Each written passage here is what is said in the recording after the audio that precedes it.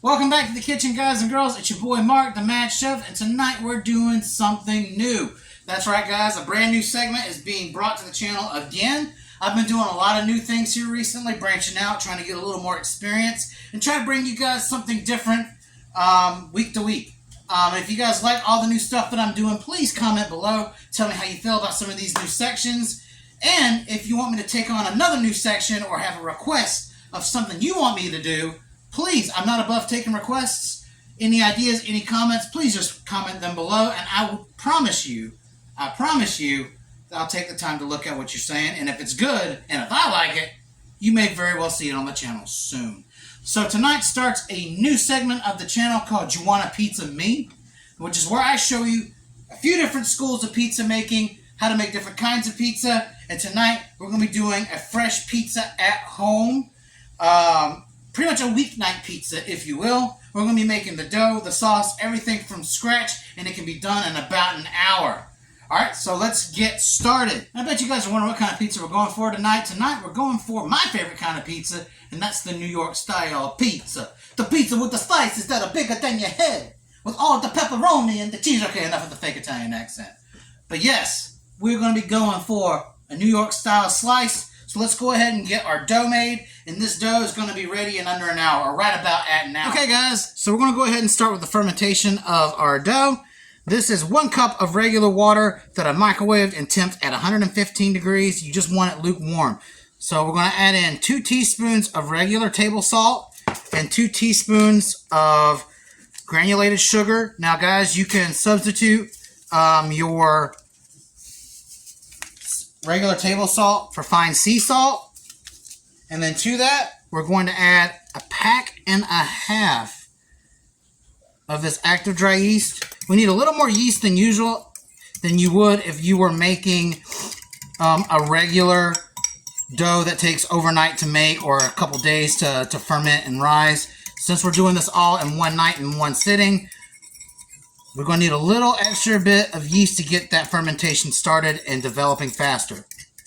So we're just going to keep mixing this up until we start to see some suds, some good old yeast action forming. And I can tell you now it's already starting to develop. So we're just going to let this sit for a few minutes until everything is all foamed up. All right, so it's been a little over 5 minutes and our yeasty boys are really well fed. And I didn't elaborate on this earlier, but the reason why you want to use either fine sea salt or table salt instead of what my usual go-to, which is kosher salt, is because kosher salt or coarse salt is not going to season your bread appropriately because of the large flakes. So something fine like this is going to give you adequate and even seasoning throughout your breading. So what we're going to do now, this is 2 cups of regular all-purpose flour. Now, before all you pizza dons and pizza godfathers come out here and chew me for this, I do not have 00 or 00 tipo flour, and what that is a very soft, very fine-grained flour that's primarily used for just pizzas. However, I do plan on getting some, but this is just with common ingredients. If you don't have 00 tipo flour like I do, all-purpose is your best substitute. So inside that well that we've created, we're just going to add our yeast water in there. Now, unlike a normal pizza dough that takes overnight or several hours to ferment and proof, we are going with a lower moisture dough because we want this to be used tonight. And if it had all the moisture of a normal dough, then this would not work and we would not be able to use it. Alright, so we're just going to start adding in and mixing up our dough by hand. You just want to get all that incorporated into the yeast. And once you get something that looks kind of shaggy like this, we're going to transfer it over to a floured surface and get it done the rest of the way. Alright, so I just got some bench flour over here. We're going to go ahead and just dump this sucker out as is. This may not look like the best dough, but it's going to shape up. So now we're just going to start giving it some quick kneads.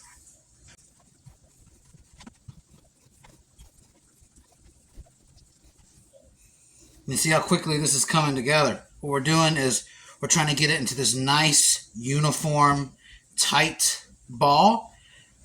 And this is also going to help develop gluten in the flour and the dough.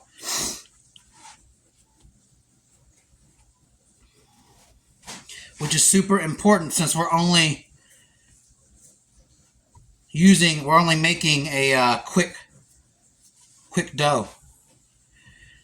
Whenever you make an original pizza dough that you know it takes several hours overnight or a couple days to make, that fermentation, that yeast, that gluten builds over the time of over that long period.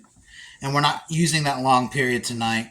We're just trying to make a 1 hour pizza dough, but we still want the same kind of bite, the same kind of chew. All right. Looks like my work is done here. I've got a nice sized dough ball. Looks fairly uniform. Here's what we're going to do next. We're going to take the bowl that we made our pizza dough in. We're just going to oil it up with some extra virgin olive oil. And we're just going to sit our little dough ball in there. All right. And what we're going to do is we're just going to cover the sucker up with some plastic wrap. So what we're going to do is we're going to preheat our oven. I don't know what your lowest setting is. Mine is about 170, but we don't need it that high. This is what I'm going to call speed fermentation. Once you see your oven reach about 110 degrees, we're going to turn the oven off and we're going to place our little dough ball in the oven for about 30 to 35 minutes or until it's doubled in size. This is going to make up for the days or hours of proofing a normal dough would have. This is going to build the rest of the gluten that your dough is going to need. All right. Oven is off. I'm going to place my dough on the middle rack and we're going to watch it for about 30 minutes.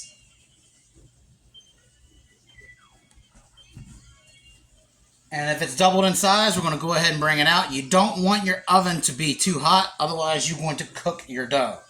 So this is what this is going to do, is going to give it a dark, warm environment to proof at a faster rate. This is the equivalent of keeping it in a proofing box at room temperature for over several hours. This speeds it up. So while this is proofing in the oven, we're going to go ahead and work on our marinara. All right.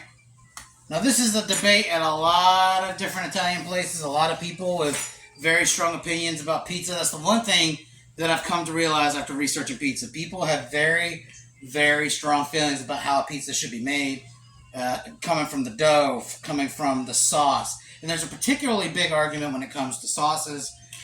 Cooked versus raw. You have a lot of people that are going to beat you over the head if you tell them, why did you cook your pizza sauce? Pizza sauce is raw, pasta sauce is cooked. Then you've got other folks that make, pizzas too, that cook their marinaras and let it simmer for like 2 to 3 hours to get them sweet. Both sides look good, both sides probably taste great, but tonight, since we're doing this on a weeknight type schedule, we're going to go with a raw marinara sauce. So what you're going to need is one 28-ounce can of crushed tomatoes. Traditionally, you're going to want to use San Marzano. If you're on a budget, or just plain cheap, regular 28-ounce crushed tomatoes will work just fine. The great thing about San Marzano is they're naturally sweeter. And the big thing is you don't want to really use sugar in your marinara. So what we're going to do is we're going to just make a simple cold marinara. We're going to taste it, make sure that it's sweet. If not, then we are going to have to add in a little sugar, but we're going to try not to do that. All right, in a nutshell, what is basic simple marinara sauce? It's basically just crushed tomatoes, tomato product of some kind, garlic, onion, oregano, and basil. I don't know if you guys remember one of my earlier videos about pub food where I made the meatball subs and the chili cheese fries. I told you that the particular marinara that I use in that recipe was great for the meatball subs, was great for lasagna, but it wouldn't work in pizza, and that's because you've got to make a sauce that is both sweet and savory enough to kind of create the base of your pie, but also complements the taste of your toppings. And those toppings in general have a lot of strong flavor. There's a lot of cheese. There's a lot of different meats. And if you complicate your marinara with a lot of other different seasonings and herbs and stuff, it's kind of going to mask the taste of your pizza, and it's not going to taste right. The first couple times that I've made pizza, I made it too complicated of a sauce, and it just didn't taste right. So we're going to go simple, easy peasy. For this 28-ounce can of crushed tomatoes, I'm going to add in 2 teaspoons of kosher salt.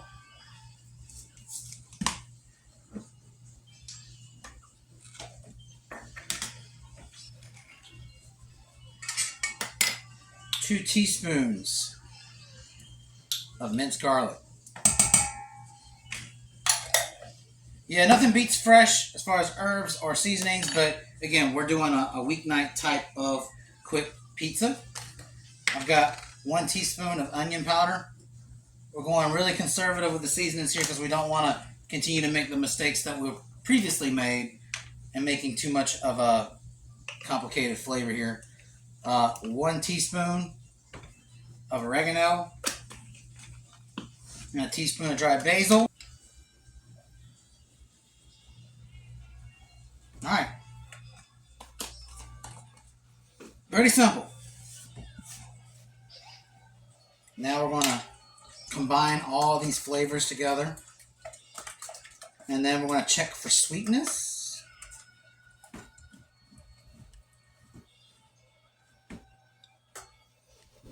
Smells like pizza sauce.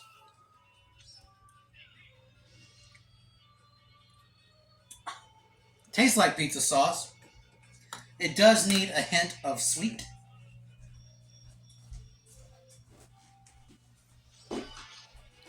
Tomatoes are fairly sweet, but it just had a little bit of a bite to it. So we're just trying to take away the bite. And I guess that kind of comes with the territory of using cheaper ingredients. So let's give me another spoon because I ain't trying to double dip. And that was just kind of, I would assume that would be akin to a half a teaspoon of regular granulated sugar. Second dip. That's it. That's money. All right. So if you're using these store brand tomatoes like I did, you may need to add an additional half teaspoon of sugar to taste. You don't want it candied, but you don't want it bitter. This is actually a really good pizza sauce, so I'm kind of excited, and that took all of maybe 2 minutes to make. All right, so let's clean up and get ready for our next step. All right, it's been 30 minutes, and this dough has absolutely blown up. It looks great. So now we're going to go, before we start working with the dough, this part is absolutely vital. We're going to go ahead and get our extra large pizza pan. If you have a pizza stone, that's even better. We're going to go ahead and start setting our oven to about 400 degrees. And we're going to need to put our pan in cold. That way it gets hot with the oven. The reason I'm going for 400 instead of about 500 is we're going for a New York pizza, and that is a bigger, heavier pizza. And if you cook it at 500, the chances are you're going to burn your toppings before your crust is done, and you don't want to do that.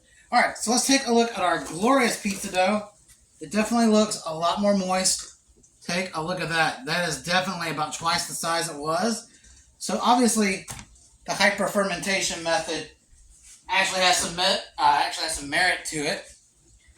All right, and what we're going to do, since we're making a New York pie, we're not going to be cutting this into about 4 equal pieces like you would normally see. Now, if you're going for like a 12 to a 14-inch pizza, something smaller, or a margarita pizza, definitely cut this into about 3 or 4 even slices.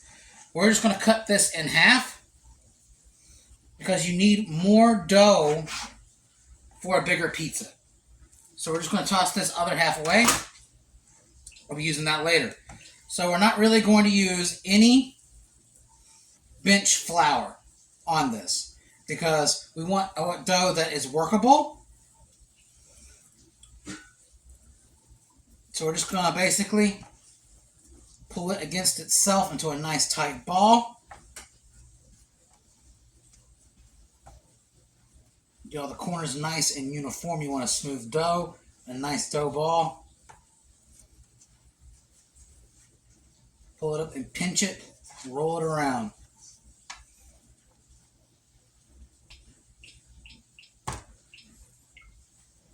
We're going to do the same thing for our second. Now we got both of our dough balls about where they need to be. We're going to cover them with a damp tea towel. And we're going to let them rise for about 15 minutes. All right. So it's been about 15, 16 minutes, and would you look at this? This dough has absolutely blown up. This is probably the best looking pizza dough I've ever made. I used to make it with bread flour after watching a couple other recipes, and the consistency of the dough just never worked out. So, from my understanding, either use 00 tipo pizza flour or all-purpose, and this is what all-purpose does, and it looks really, really, really good.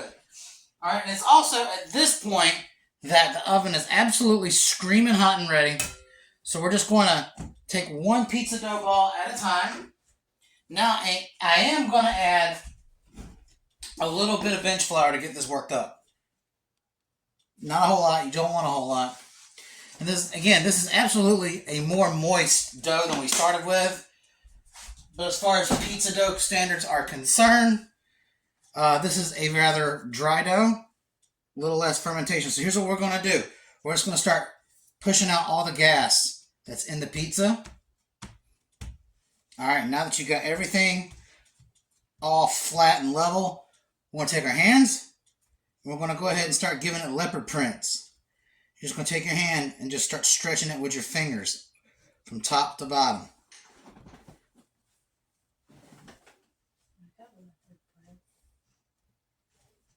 And then, once you start doing that, you're starting to notice it expand some. We're going to bring it out a little bit. The sides of our hands. You don't want to get it too thin because then your dough is going to break. Alright?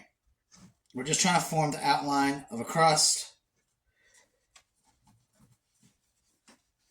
Just kind of pinching the sides a little bit. Alright. And now we're going to just start trying to do this number. Trying to get it thin out a little bit.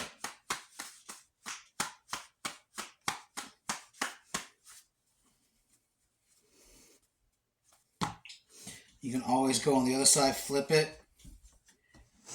This is a bit of an elastic type of dough, so it's not exactly giving us the stretch we want, which is something that you could get from like a 72-hour dough or an overnight dough. But for, one that just takes about an hour, this is about what you're looking at. It's going to take a little time, and what I'm doing now is I'm giving it a little bit of an outline of a crust. Because if you don't start forming the outer crust with your hand here, it's not going to take shape. It's not going to be really a pizza. And it's not going to be able to hold the sauce and the ingredients. So we're just going to start doing this number, getting it real thin. Palms on each side and about the center. Yeah, if you start noticing your pizza dough is moving more to the sides and your center is getting thin, you definitely want to start moving some of that pizza back. Some of that dough back.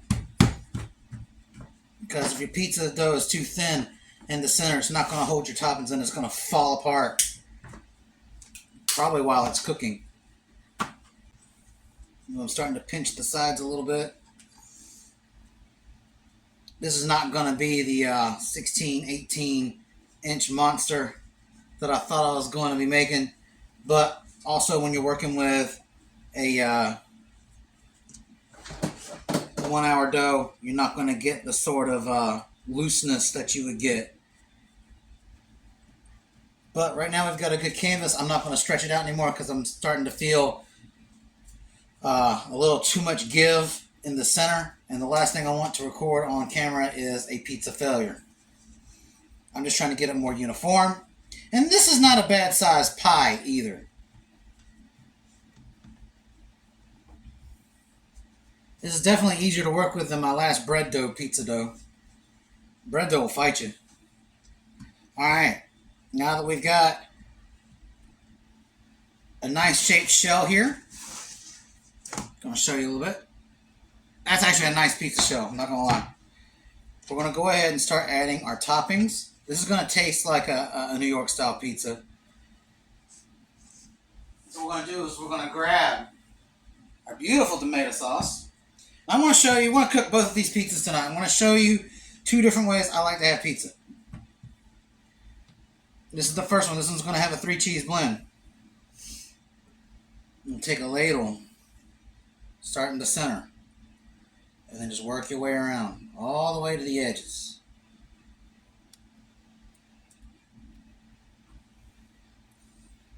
You don't want soggy dough. If it's too much, you can always, the great thing about crushed tomatoes is you can always take a little bit out. That's also another reason why you don't want to use like tomato sauce, because at that point, if it's too thin, too viscous, you can't correct any of your pizza mistakes. So that's actually a good start. I noticed I did get a little bit on the outside, but that's all right. I'm not a pizza pro by any means. So now let's talk about toppings. Obviously, we want to start with a lot of nice mozzarella cheese.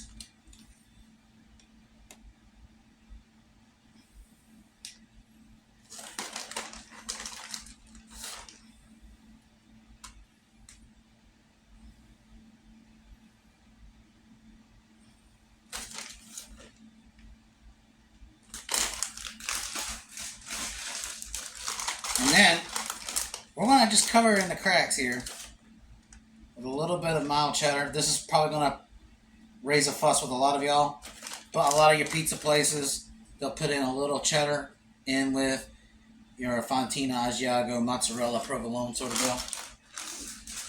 deal. And for our last cheese is some nice Parmesan cheese. Got a lot of that on there. I've got some nice margarita style pepperonis. Gonna get a little fresh parsley. With some green. Also tastes good that way. And then we're just gonna load up on some pepperonis. Now, we're gonna go and take out our screaming hot pizza pan.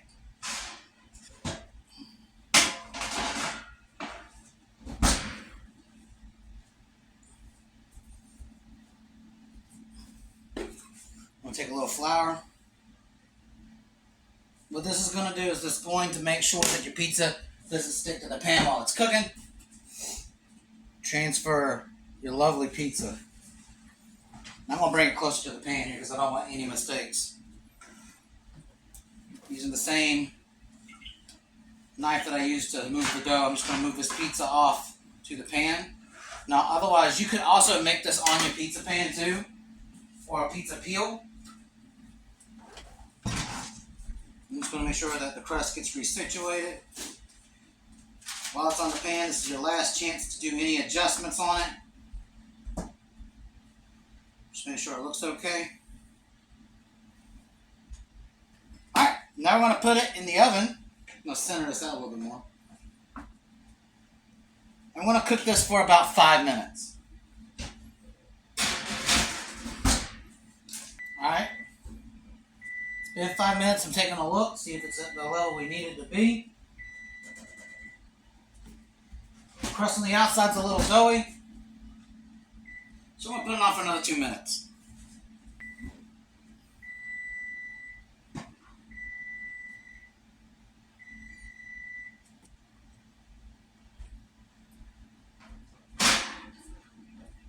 Alright. And after 7 minutes, this is what we got. Looks good. Crust kind of came together. I'm going to cut it up. Another thing that I've noticed is that since it didn't quite turn out to be such a big pizza, I should have probably went ahead and upped the oven temp to about 500, which is what we're going to do for our next pie. But this looks like a solid pizza altogether. It's got a tender looking crust.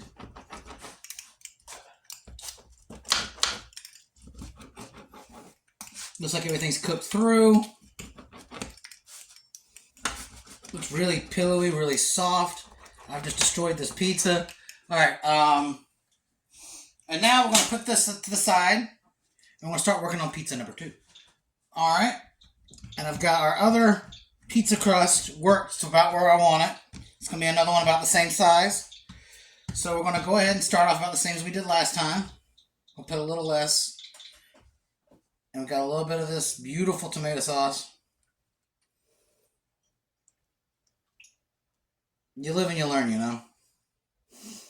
But at least this time I won't have to kind of rake out any of that extra tomato sauce. This looks to be pretty good. Pretty well distributed. Alright. We're not using 3 cheese. We're going a little more New York style. Again, like you would. Lots of mozzarella cheese. You're more than welcome to use fresh mozzarella, grate your own.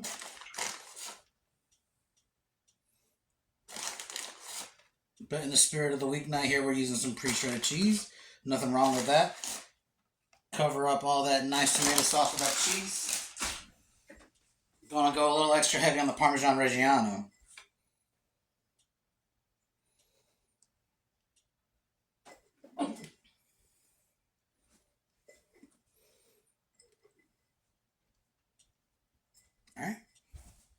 Alright.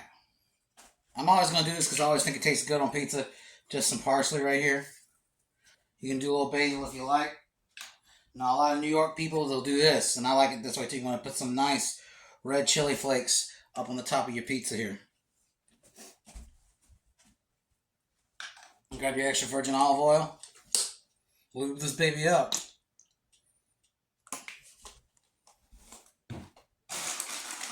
And then you're going to add your pepperonis. If you're anything like me, you ain't going to be counting. We're going to get our first pizza transferred on another dish. We're going to clean up our pizza pan. I'm going to put it in the oven. I'm going to cook it on 500 for about 5 minutes, and we're going to check. Alright, it's been 5 minutes at 500. I'm going to check this. Just like the last one, it's still a little doughy on the inside, so we're going to give it another 2 minutes.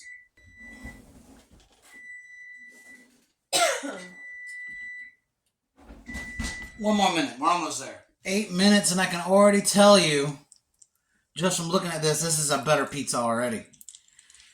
Crust looks a lot better. The right temperature and the right stuff. This kind of looks like what I was going for, except for it's a lot smaller. Let's go ahead and get it a cut. Oh, yeah.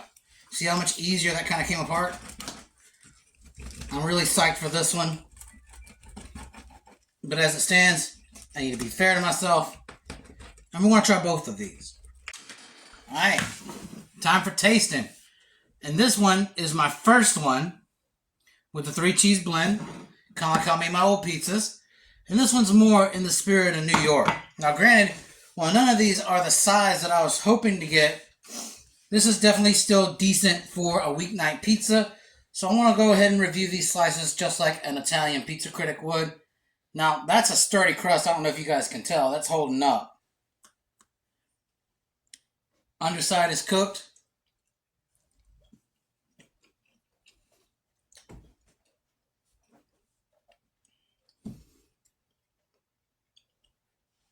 I mean, that's a good pie. You can definitely see that it's got a lot of nice, it's got tender and chewy crust. You can taste the sweetness of the tomatoes.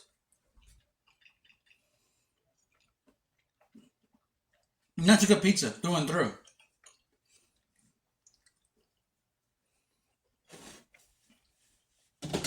That's really nice. Now, oh yeah, this is what I'm talking about right here. Look at that. Look at the back side of that. Now that's what I'm talking about. I'm really excited for this one.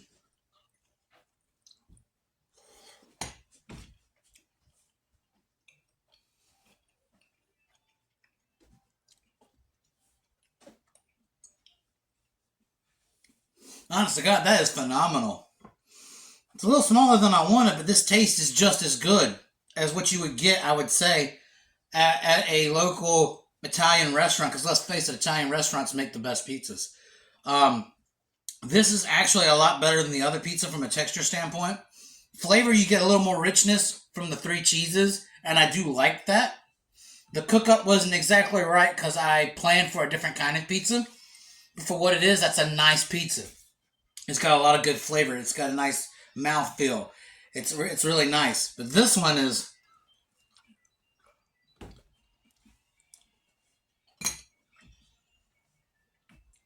it just explodes in your mouth and tastes great. Guys, both are great for a weeknight if you're in a pinch and you want to do something a little different. You don't have to call Papa John's. You don't have to make an order at the local Italian restaurant. You can make it right here at home. And guys, I hope you love this as much as I do. Until next time, this is the Mad Chef, and I'm out.